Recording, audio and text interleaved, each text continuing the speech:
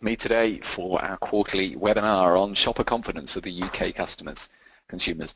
I'm Paul Langston and I head up a retail location strategy team here at CACI.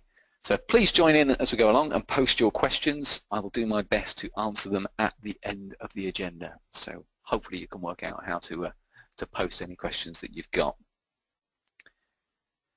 So this is the agenda that we're going to go through. Those of you who've been on these calls before will recognise the general structure, but you'll also notice the fact that there seems to be a big elephant in the room regarding confidence this quarter, so we will touch on EU referendum impacts as we go along. Now, as ever, let's start with a very brief introduction, and again, apologies for those who've joined previous briefings. We've been working with our friends at BPS, that's the British Population Survey, for over 6 years now to track shopper confidence on a monthly basis. The analysis is based on the BPS asking a large and demographically stratified sample, the same question each month, and that's the one on the screen there, which is thinking about your financial situation at present. How do you think it is likely to change, if at all, in 3 months' time? What we do is we look at the net difference between those saying better versus those saying things will get worse, and we track this as a positive or negative percentage.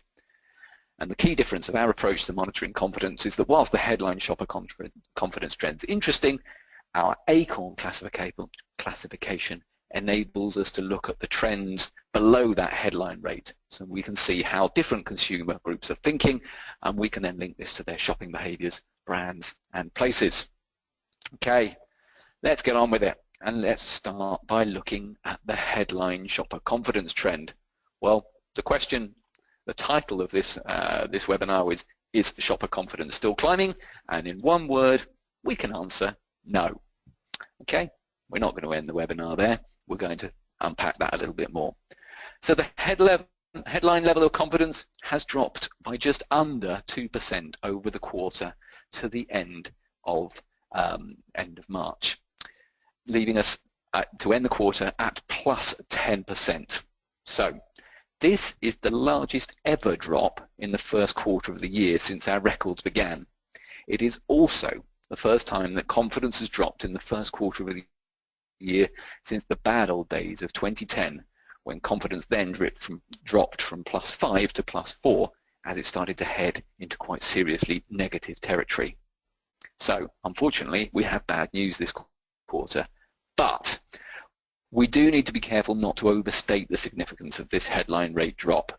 We are still here at plus 10%, which is only 2 percentage points below the record high that was achieved a year ago last March, and was nearly matched again in August and then again in December last year.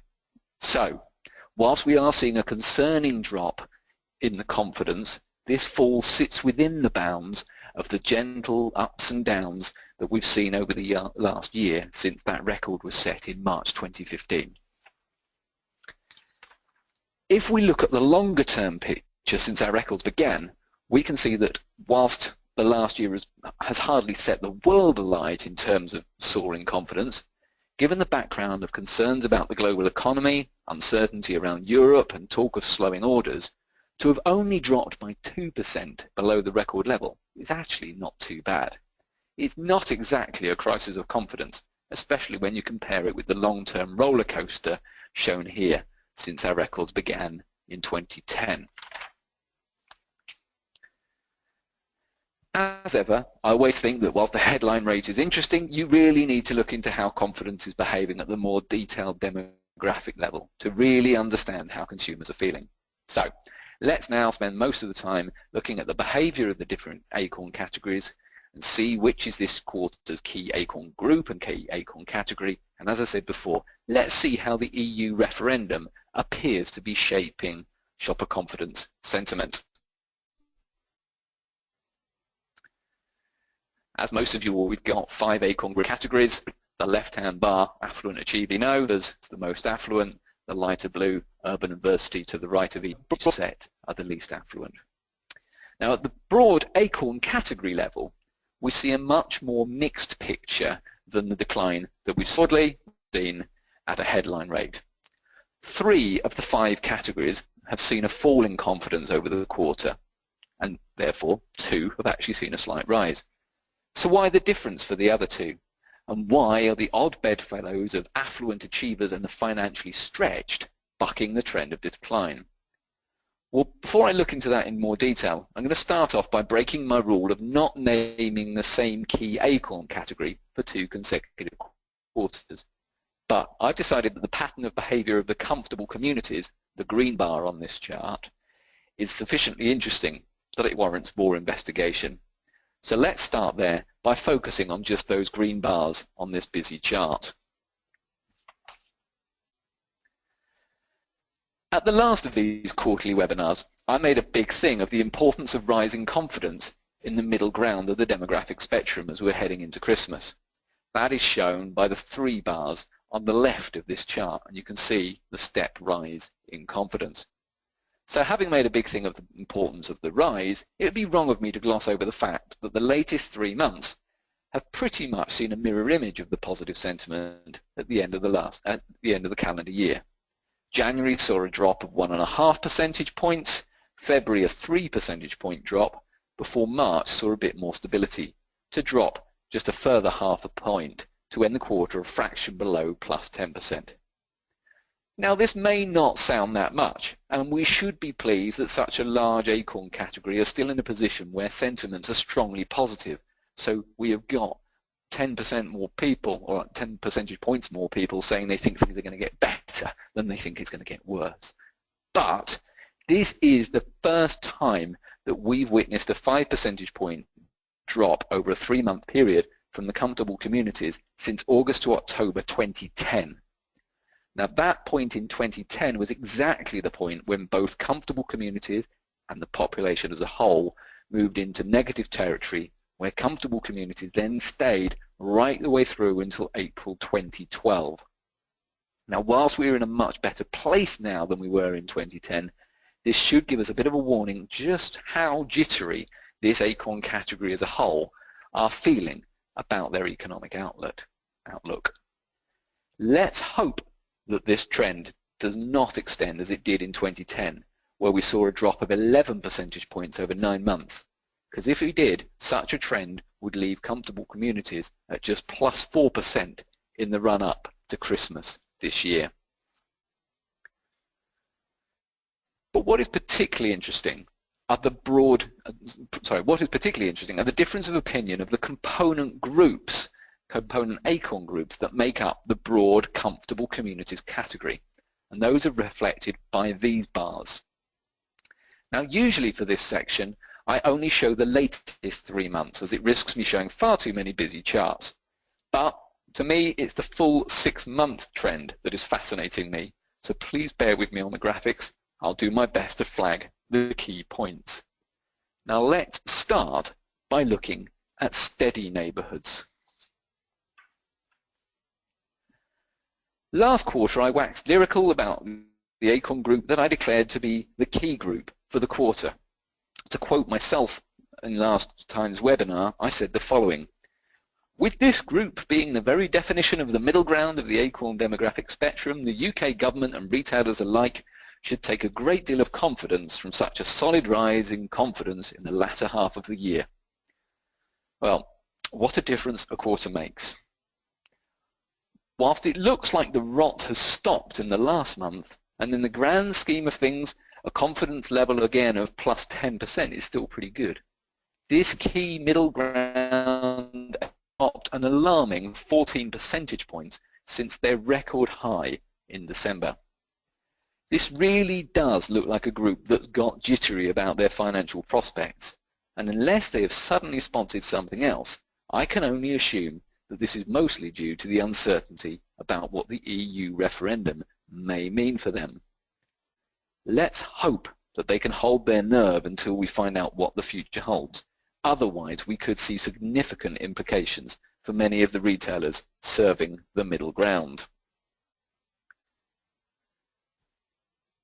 So let's now look at the next Acorn group within the comfortable communities Acorn category. And this time I'm going to look at successful suburbs sitting here on the scale. Now ironically, given the volatility of the so-called steady neighbourhoods, if we move up up to the slightly more affluent, successful suburbs group, we see a chart that is pretty much the epitome of steady. We've seen 5 consecutive months at plus 11%, and nothing exciting to note at all. So clearly everyone in comfortable communities isn't getting the jitters. But this and the last Acorn group that I put on the screen are incredibly similar when you look at the underlying demographics. One clear discernible difference is that the group shown here have a 12% higher income on average than the steady neighbourhoods that I showed just now. So a question, is it the extra cushion of income that helps to insulate what are ultimately very similar consumers from the potential volatility on the economic horizon? Or is it something else? Because another marked difference is newspaper readership. The jittery steady neighbourhoods have a fairly broad newspaper readership profile reflecting their mid-market position. They slightly over-index in readership of both the Daily Express and the Daily Mirror. In contrast, the successful suburbs shown here, who are a little bit more stable, are much more likely to read either the Daily Express or the Daily Mail, with all other publications seeing considerable negative indices. Now, it's difficult to isolate the cause and the effect here, but are we seeing that as the polls have started to show increasing chances of a vote for a Brexit, that those with a more right-of-centre politics are feeling less concerned about a potential change in the status quo? Now let's investigate this a little bit more by looking at another group that sits amongst the comfortable communities Acorn category.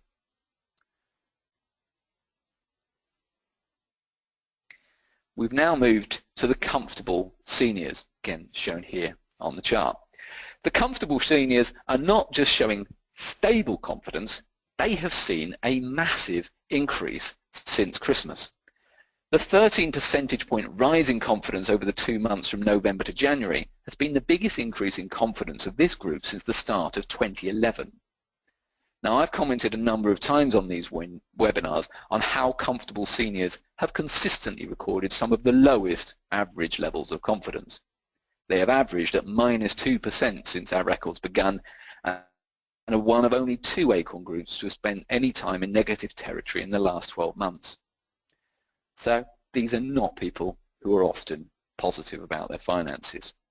Generally, the only times they have seen a marked rise in confidence have been when there have been prolonged speculation about rising interest rates, as much of their financial confidence is linked to savings.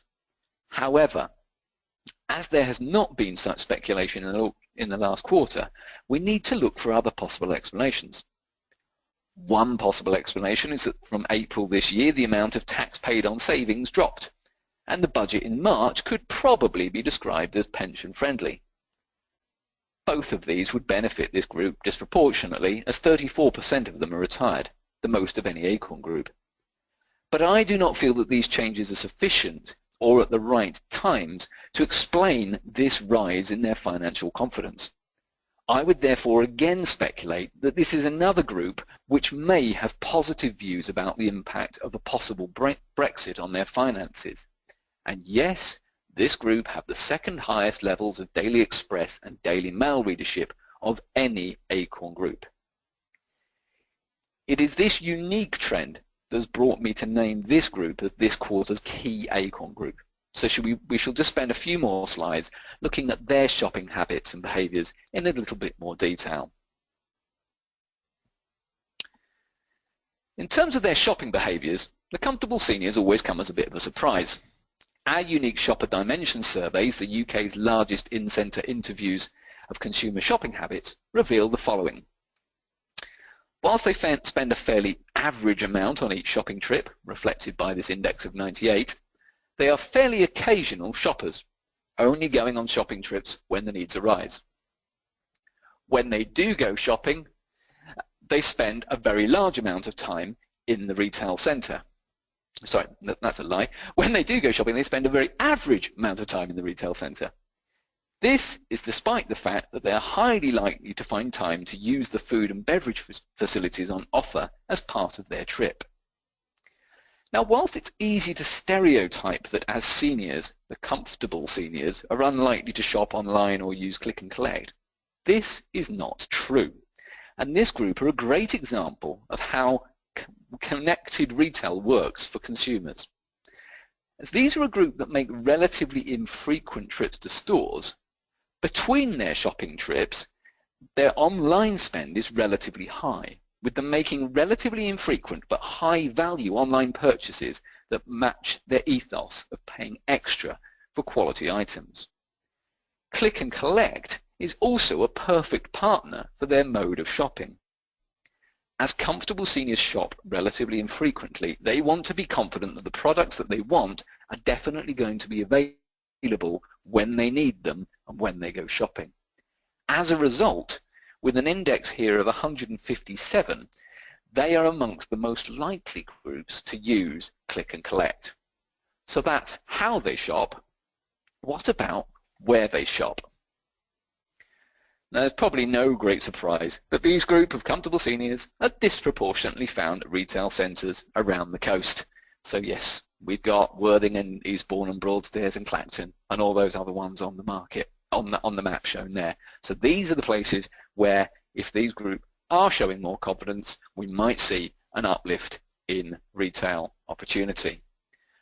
So who are the brands that are possibly going to benefit from this group of consumers having higher confidence?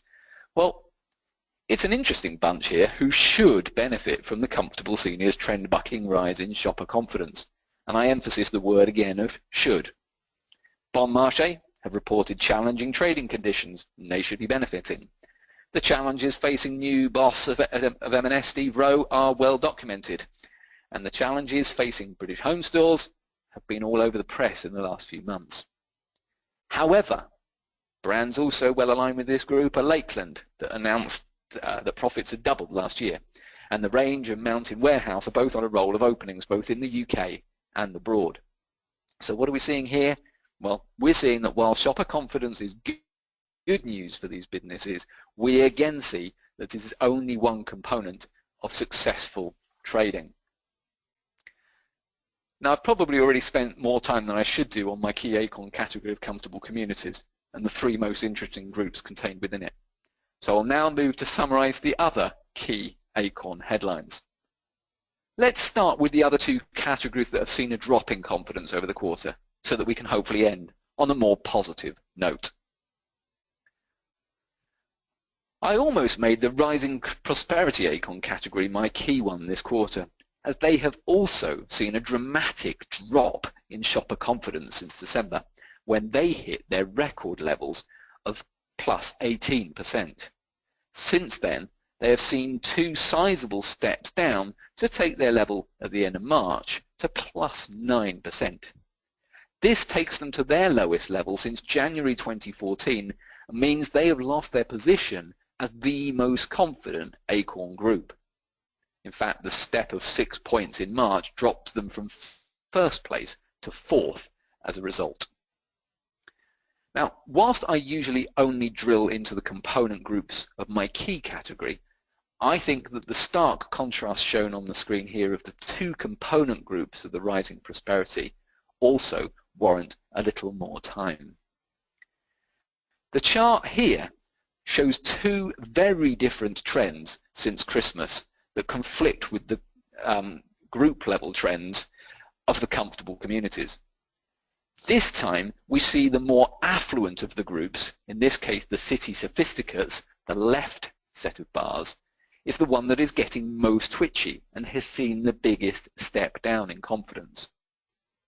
So, given that the city sophisticates have the second highest average income of any group, it is clearly not just income that insulates consumers from a fall in shopper confidence. So that brings me to speculate again. I would speculate that, as the name suggests, the fact that the city sophisticates are more likely to be employed in senior positions in financial institutions means they are more likely to be directly exposed to the uncertainty arising from the European referendum and general economic slowdown than their slightly younger and more junior neighbours in the career climbers Acorn group, who are continuing to enjoy the relative affluence of the UK's cities. The other Acorn category to have witnessed a decline in confidence since December is the urban adversity, the least affluent consumer group. The drop in confidence over the quarter has only been 3 percentage points and comes after a slight climb in December. However, this masks a fairly steady decline in confidence over the 8 months from August 2015, when this category hit record levels of confidence of plus 19.5%. Again, this is their most prolonged period of decline in confidence since early 2012, and whilst they still end this quarter at a much higher positive level than they were in 2012, we should be concerned about this prolonged change in outlook. And we should also note that this is a consistent view within this Acorn category, with all 3 of the component groups ending this quarter with lower confidence than in December. Now, it's been mostly gloom until now, so I'm going to try to end on a brighter note by briefly looking at the 2 broad Acorn categories that have seen a slight rise in confidence over the quarter. Most encouragingly for retail, the UK's most affluent Acorn category have reversed their 4-month decline trend that took them up to December. So this is, I've lost where my notes are here. Yeah, they have now seen a rise in confidence of about 3.5 percentage points since December to end the quarter a fraction above their level of last September. Now, another bit of good news, again, is that all 3 component Acorn groups all saw a rise in confidence since December. So this is not just a small proportion of consumers driving this trend. However, it should be noted that whilst the Acorn Group executive wealth that sits within this category saw a rise of less than 0.5 percentage points over the quarter, the big gain was in the group called mature money. So, what defines the mature money group that saw a 7 percentage point rise over the quarter and has caused them to feel things may be getting better for their finances? Well, yes, as their name suggests, they are the most mature of the groups in the Affluent Achievers categories, with 22% of them being retired. Now, whilst they are affluent, they're the least affluent of the category and less affluent than the 2 rising prosperity groups that we mentioned just now as having seen declining confidence. But, yes, they are the biggest readers of the Daily Mail and the Daily Express, beating this month's key Acorn group and big confidence risers, the Comfortable Seniors, into 2nd place in their readership of these 2 pro-exit titles. So again, we see a possible relationship between views on a possible Brexit and financial confidence.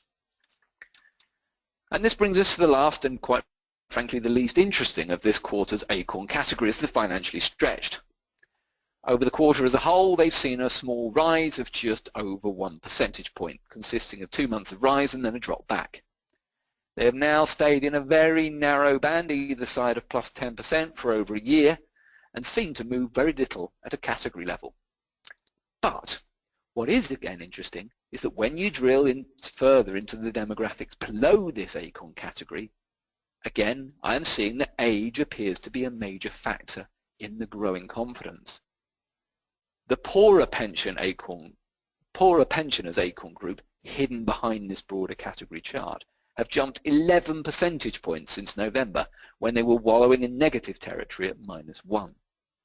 What is more remarkable about this level of rise is that they are one of the 3 Acorn groups that have averaged negative confidence over the lifetime of our monitoring.